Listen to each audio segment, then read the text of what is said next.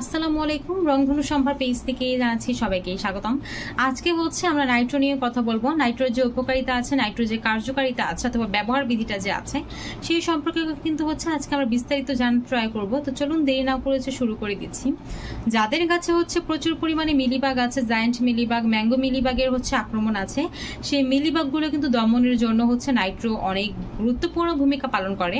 এর পাশাপাশি হচ্ছে আপনার গাছের মাটিতে যদি হচ্ছে ওপরে ও নিচে ক্ষতিকারক পোকামাকড় আক্রমণ করে থাকে, সেই পোকামাকড় আক্রমণও কিন্তু হচ্ছে দমন করতে একটা কার্যকরী কীটনাশক আমরা নাইট্রোকে বলতেই পারি। এই নাইট্রোটা কিন্তু হচ্ছে যখন আমরা প্রয়োগ করব তখন হচ্ছে আমাদের জায়ান্ট অথবা হচ্ছে ম্যাঙ্গো মিলিবাগগুলো আছে, যেগুলো হচ্ছে আমাদের গাছের ডালপালায়, পাতায়, ডগায় একেবারে পোকার মতো হয়ে বসে থাকে, যেগুলো দেখতে পোকার মতো বাট আসলে এগুলো পোকা নয়, সাদা সাদা কালার হয়ে থাকে, অনেকটা ছত্রাকের মতো, অনেকটা পোকার মতো। তো এই সমস্যাটার জন্য কিন্তু হচ্ছে আমাদেরকে নাইট্রোটা স্প্রে করতে হবে। নাইট্রোটা হচ্ছে আমরা সকল ধরনের ফসলের ক্ষেত্রে প্রয়োগ করতে পারবো। এটার ফলে কিন্তু হচ্ছে আমাদের গাছের মধ্যে যে মিলিবাগের সমস্যাটা আছে অথবা হচ্ছে যে পোকামাকড়ের আক্রমণটা আছে সেটা হচ্ছে একেবারেই দমন করবে। এর পাশাপাশি হচ্ছে আমাদের গাছটা যেন হেলদি থাকে সেটার জন্য কিন্তু হচ্ছে নাইট্রোটা কাজ করবে।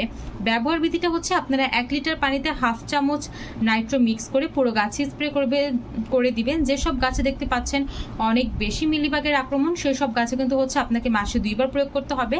আর যেসব গাছে দেখতে পাচ্ছেন যা সবে মাত্র এখন শুরু হয়েছে, স্টার্ট হয়েছে, হালকা হালকা চিটার মতো পড়েছে, সেই সব গাছে কিন্তু হচ্ছে আপনাকে মাসে 1 বার স্প্রে করলেই হবে। নাইট্রোটা পারচেজ করার জন্য অবশ্যই কিন্তু ভিডিওর নিচে যে নাম্বারটি দেওয়া আছে নাম্বারে যোগাযোগ করে কিন্তু হচ্ছে আপনারা আমাদের রংধনু সম্ভার পেজ থেকে নাইট্রোটা পারচেজ করে নিতে পারছেন। তো আজকের মতো এই পর্যন্তই। ধন্যবাদ ভিডিওটি দেখার জন্য। আসসালামু আলাইকুম।